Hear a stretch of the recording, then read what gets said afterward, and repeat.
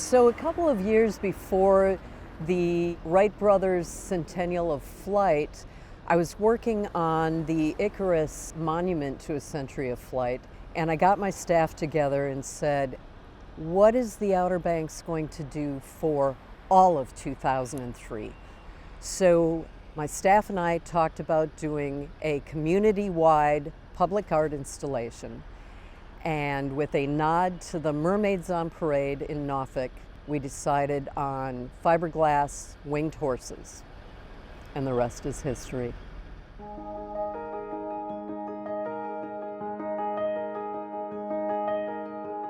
So you may be wondering why the town of Duck has a horse in our shed and why there is a woman painting this horse behind me. And I'm really excited to tell you that the horse was gifted to the town late last year and it was in pretty rough shape, so we decided it would be a great opportunity to refinish the horse, restore it, and install it in our town park. I recruited Brent Chasen, who's also one of our council members, to assist with the painting and designing and restoration.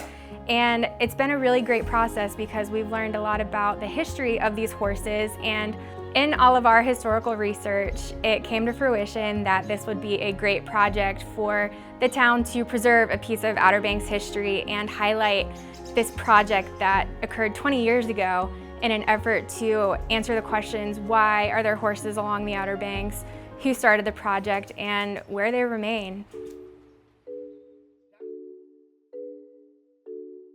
At the time, I was also doing a lot of work for the Kerala Wild Horse Fund and my involvement with the Monument to a Century of Flight. We decided that horses, specifically winged horses, since we were celebrating flight, would be our symbol for a public art project. So we launched the Winged Horse Extravaganza to make this a fundraiser where monies would go to both of those organizations.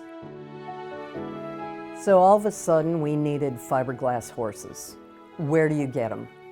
Eventually ended up speaking to a man in Buffalo, Minnesota, who was creating fiberglass horses for like feed stores and tack shops. And I said, do you think you could make 25 of them for me? And he went, whoa, yes, I can make 25. So I took out a line of credit on my house and wrote him a check.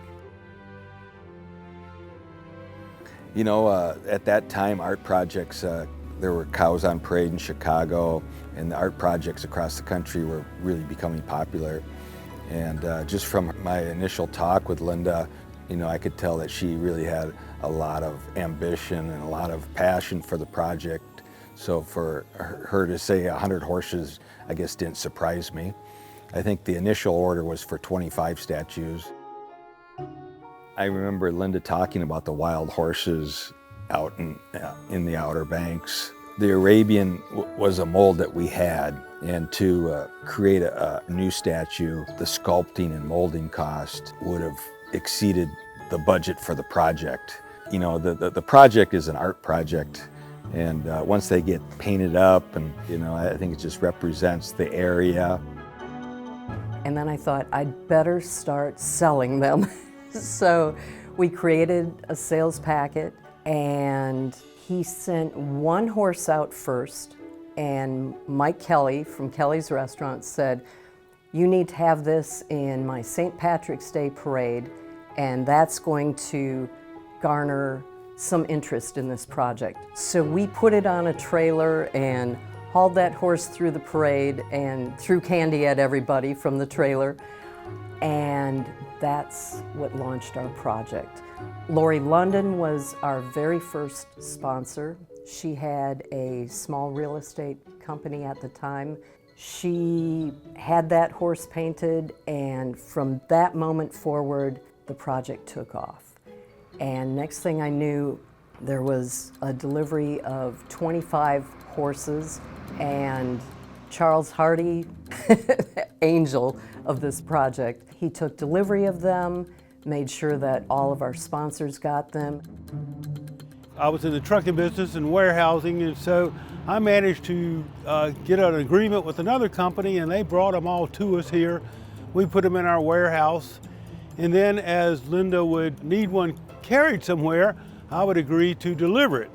Well, I actually had my own real horses, and so I had a truck and a horse trailer. So every time she would sell one, I would put the fake horse in the back of my horse trailer with the head hanging out in the back, and I would ride to deliver it. And I would get honks at the stoplights and kids pointing at the horse and laughing.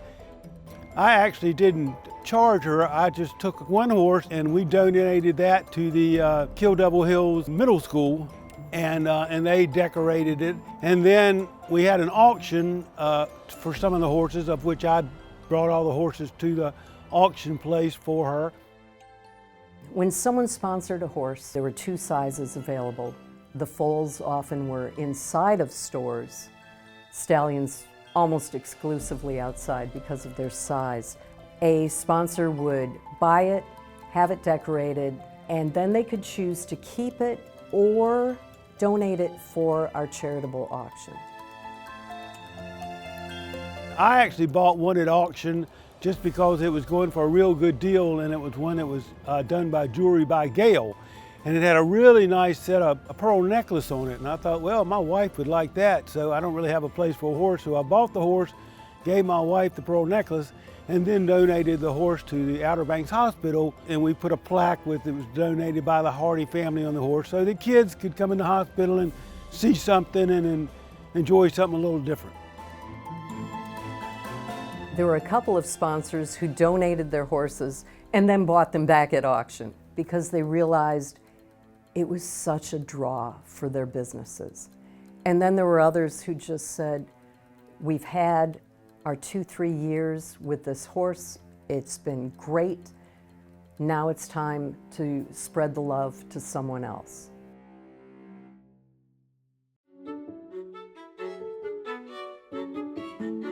So there were probably 80 different artists who were involved in this. And some teamed up. Glenn Ewer and Don Bryan, Denver Lindley, Currituck Club hired him to decorate their horse. So there were people who were pulled off of what they were known for in the art world, and they dived into this medium of mostly acrylic paint.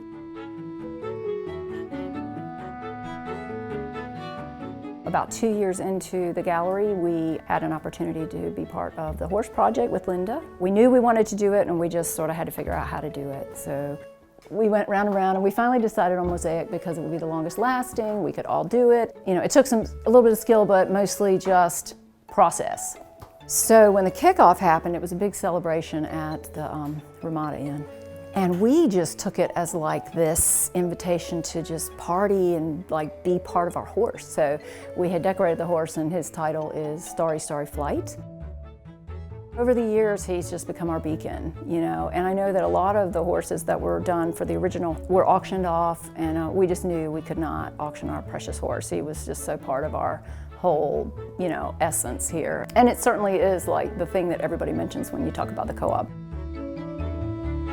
So this is the story of School Spirit, our horse that we had the privilege and joy and honor of painting back in 2002, 2003. And my goal was every child will be involved with this horse. We came up with a plan, have every child draw a picture of school that you like or you love or is important to you. So we had over 700 images, and then from there we picked about 100 images to go on our horse. The older students literally painted the images on the horse. Looking back over the pictures, this could not have been done without the volunteers, but every student in the school touched the horse. And then we had an unveiling ceremony. As an art teacher and as an artist, the painting of the horses and having every single child involved, and they can look back and they have this moment in time, and this point in time, no matter where they are as an adult, that I was involved in something much bigger than myself. I was involved in something that is a work of art that is still standing 20, 21 years later.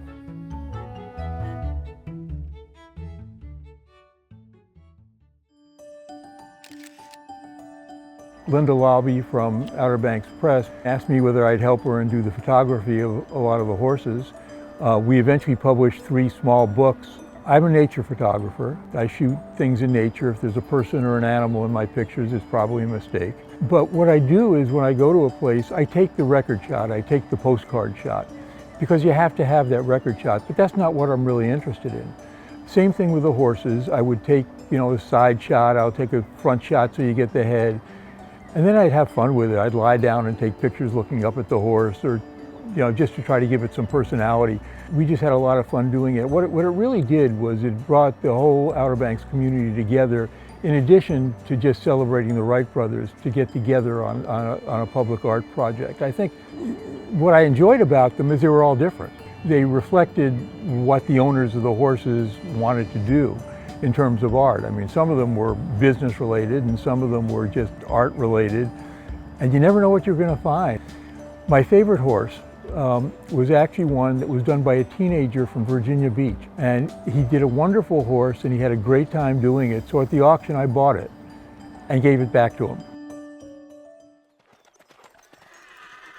We were past co-directors of the Corolla Wild Horse Fund back in 2000. We had this one stallion that was born on August the 1st, 2001. And when we saw him, we just fell in love with him. And he's believed to be the first paint horse born on the Outer Banks of Corolla in over 30 years.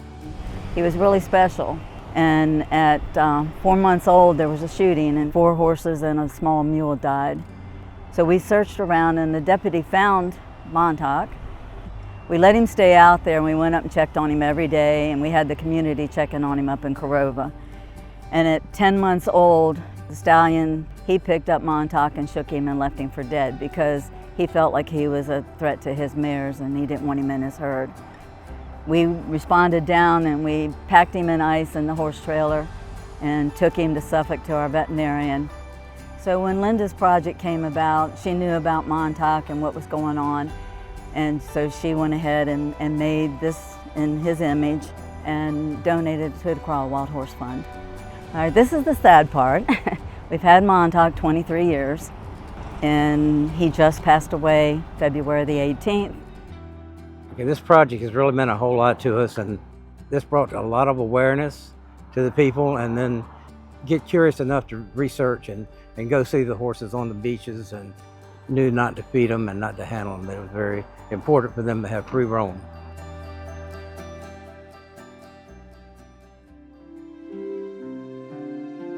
We've always had an interest in the winged horses, and when Kirsten was a small child, she was gifted the books, so she's followed them and we've looked for them for a long period of time. And in the last couple of years, we've started a search to try to find as many of them as we can. So Kirsten had the brilliant idea of using Google Maps to locate the horses, and then we mapped out our journey. So I've got pictures of them by themselves and then a picture of her with the horse. When you're doing a scavenger hunt, you find them more, and they pop up and you can take pictures with them. You know, the ones that have always stayed where they were, okay, those were the first off the list. And then there's a couple that were once in one place and now they're at another place, so those are off the list. And there's an original map that has all of them on it, and I mean, you can follow the map, they're not all there, but it's fun to see what is.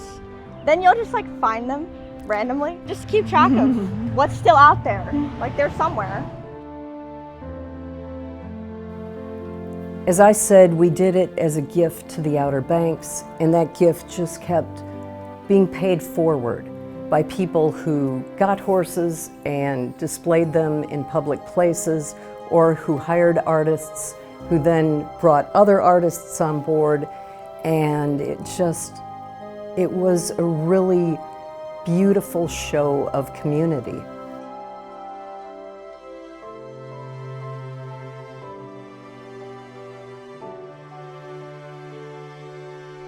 The town is really proud to have 2 winged horse statues on our town campus. We have Polaris, the stallion of the cosmos, which is located right beside NC-12 outside of the town park. And we also have this horse, which will be installed right next to the town amphitheater in our town park. And we really hope that this encourages the community to go out and learn more about these horses and seek them out and enjoy the piece of Outer Banks history for many years to come.